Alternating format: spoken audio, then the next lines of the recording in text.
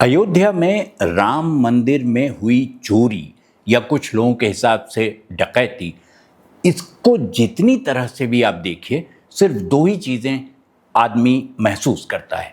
एक तो ये कि उसे हताशा और निराशा होती है कि इस तरह की घटना राम मंदिर में और अयोध्या में हुई, और दूसरा उसको ये समझ में नहीं आता कि आखिर इसका अंत कहाँ होगा, इसके लिए सज़ा क्या मिलेगी। जो पुरानी किताबें हैं उनमें इसका विवरण मिलता है। चोरी कोई ऐसी चीज़ नहीं है जिसको छिपा कर आप रख सकें, तो पुराने ग्रंथों में चोरी का उल्लेख है और उस चोरी की सज़ा क्या है इसका भी उल्लेख है। ग्रंथों के अलावा चोरी के बारे में कहानियाँ लोक में भी हैं। लोग अपने ढंग से चीज़ों को बदलते रहते हैं और ये बदलाव उन कहानियों में दिखता है। अवध पंच में मधुकर उपाध्याय का राम राम। जो लोक है वो अपने हिसाब से, अपने समय के हिसाब से बदलता है।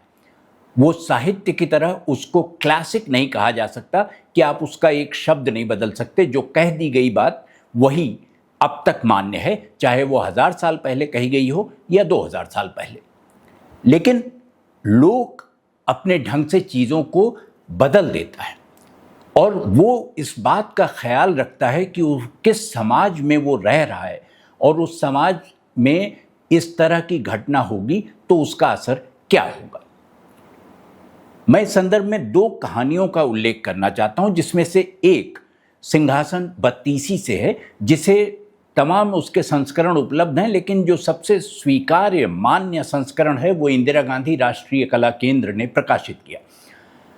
उसमें जो राजा विक्रमादित्य थे उनके सिंहासन में 32 पुतलियां जड़ी हुई थी और वो बोलती थी, कहानी सुनाती थी। तो उन पुतलियों में से 29वीं पुतली का नाम मानवती था और मानवती ने एक किस्सा सुनाया कि एक बार जब राजा जंगल की ओर गए तो वहाँ उनकी मुलाकात कुछ चोरों से हो गई।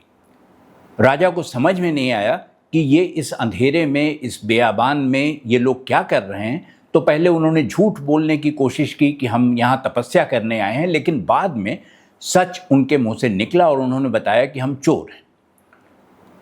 उनमें से एक ने कहा कि वो शुभ मुहूर्त निकाल सकता है कि कब चोरी करनी है। दूसरे ने कहा कि वो जानवरों की बोली बोल सकता है और समझ सकता है।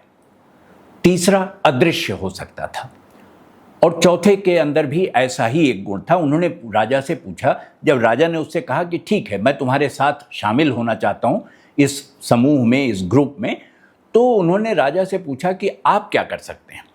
तो राजा ने कहा कि देखिए मेरे पास एक शक्ति है जिसके आधार पर मैं ये बता सकता हूँ कि धन कहाँ है। तो चोरों ने राजा को अपने गिरोह में शामिल कर लिया। चोरी हुई, चोर पकड़े गए और अंत में उनको उसी राजा के दरबार में पेश किया गया। राजा ने उनकी बात सुनी और उसके बाद उनको समझाया कि चोरी करना अच्छी बात नहीं है, ये गलत है और जो गलत है वो गलत ही रहेगा।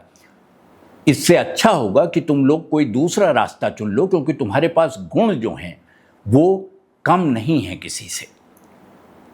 चोरों ने राजा की बात मान ली, चोरी का रास्ता छोड़ दिया और राजा ने उन्हें अपनी सेना में शामिल कर लिया। ये तो सिंहासन बत्तीसी की कहानी है। अब लोक में जो कहानी है उसका एक हिस्सा एक राजेंद्र रंजन चतुर्वेदी जी हैं, जो लोक साहित्य पर काम करते हैं और लोक कथाएं संग्रह करते हैं। उन्होंने इसका एक दूसरा पहलू, एक दूसरा पक्ष सामने रखा। राजेंद्र रंजन चतुर्वेदी के हिसाब से कथा जो उन्होंने सुनी वो इस तरह है कि एक राजा था और उसकी मुलाकात जंगल में 3 चोरों से हो गई। यहाँ तक कहानी मानवती की कहानी से मेल खाती है। चोरों की संख्या 1 कम हो गई है। उसमें जब राजा ने चोरों से पूछा तो उन्होंने साफ साफ बता दिया कि वो चोर हैं और उनका काम ही यही है कि किसी का धन लूट लेना, कहीं से कोई चीज़ उठा लेना। राजा भी उस गिरोह में शामिल होना चाहता था और उन्होंने बताया कि उनके पास जो गुण हैं पहला चोर जो था उसका गुण था कि वो ताला देखे तो ताला खुल जाए, मतलब कोई चीज़ ऐसी नहीं थी जो उसके लिए असंभव थी। दूसरे चोर का गुण था कि वो पता लगा ले कि धन कहाँ है।